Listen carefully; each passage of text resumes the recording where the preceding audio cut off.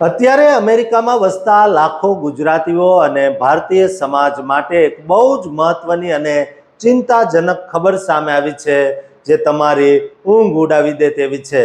6 મે 2026ના રોજ US citizenship and immigration services એટલે કે USCIS દ્વારા એક બહુ જ મોટો અને ક્રાંતિકારી નિર્ણય લેવામાં આવ્યો છે, જેમાં FBIના ક્રિમિનલ હિસ્ટ્રી ડેટાબેઝમાં હવે વધુ વ્યાપક અને ઊંડી એક્સેસ મેળવવામાં આવી છે। આ નવા વેટિંગ એટલે કે તપાસની પ્રક્રિયાને કારણે હવે ગ્રીન કાર્ડ, સિટીઝનશીપ અને અન્ય તમામ મહત્વની ઇમિગ્રેશન એપ્લિકેશન્સ પર બહુ જ મજબૂત બેકગ્રાઉન્ડ ચેક લાગુ પડશે। જો કે FBI દ્વારા તપાસ કરવાની પ્રક્રિયા બહુ જ જૂની છે, પણ 2026ના આ વર્ષમાં તેને વધુ એન્હાન્સ્ડ એટલે કે શક્તિશાળી બનાવવામાં આવી છે। અમેરિકન વહીવટી તંત્રે અત્યારે કેટલાક કેસોને અસ્થાયી ધોરણે રોકી દેવાની સૂચના આપી છે, જેથી આ નવા અને કડક નિયમોને બહુ જ સારી રીતે અમલમાં મૂકી શકાય। USCIS દ્વારા તેના અધિકારીઓને આંતરિક માર્ગદર્શન આપવામાં આવ્યું છે કે જેટલી પણ એપ્લિકેશન્સ અત્યારે પેન્ડિંગ છે તે તમામ ફાઇલોને ફરીથી FBI પાસે વેરિફિકેશન માટે મોકલવી। આ માટે જે સૌથી મહત્વનો સમયગાળો નક્કી કરાયો છે તે 27 એપ્રિલ 2026 છે, એટલે કે આ તારીખ પહેલા જેટલી પણ FBI માહિતીવાળા કેસો હતા તેમાં ફિંગરપ્રિન્ટ આધારિત સ્ક્રીનિંગ હવે ફરીથી સબમિટ કરવું પડશે। જો તમે ગ્રીન કાર્ડ કે નાગરિકત્વ માટે ફિંગરપ્રિન્ટ આપી દીધી હોય તો પણ તમારે ફરીથી આ પ્રક્રિયામાંથી પસાર થવું પડી શકે છે। દોસ્તો, એક રાહતની વાત એ છે કે જે અરજીઓ પહેલેથી જ નકારી દેવાની એટલે કે ડિનાય કરવાની હોય તેમાં ફરીથી સબમિશનની જરૂર રહેશે નહીં। આ નવા અને કડક ચેક્સ લાવવા પાછળનો મુખ્ય હેતુ અમેરિકામાં છુપાયેલા ગુનેગારોને ઓળખવાનો અને અમેરિકન નાગરિકોની સુરક્ષામાં ધરખમ વધારો કરવાનો છે। USCISના સ્પોક્સપર્સન જેક કાહલરે બહુ સ્પષ્ટ રીતે જણાવ્યું છે કે ફેડરલ ક્રિમિનલ ડેટાબેઝમાં વધુ એક્સેસ મળવાને કારણે વેટિંગ પ્રક્રિયા મજબૂત બની છે અને આ પ્રક્રિયાને કારણે જે વિલંબ થશે તે બહુ ટૂંકા ગાળાનો હશે અને ટૂંક સમયમાં જ તમામ કેસોનો ઉકેલ આવી જશે। પણ સવાલ એ છે કે આનાથી કયા લોકો સૌથી વધુ અસરગ્રસ્ત થશે?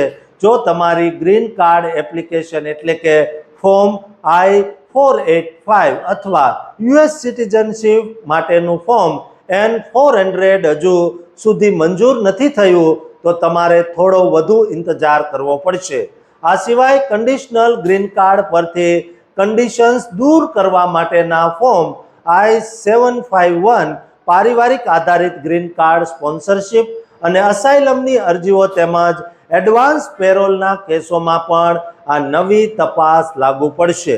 આમાં સૌથી સારી વાત એ છે કે H-1B અને અન્ય નોન ઇમિગ્રન્ટ વિઝા ધરાવતા લોકોને આનાથી કોઈ અસર થશે નહીં, કારણ કે આ માત્ર ઇમિગ્રન્ટ વિઝા એટલે કે કાયમી વસવાટ માટેની અરજીઓ પર જ ધ્યાન કેન્દ્રિત કરે છે।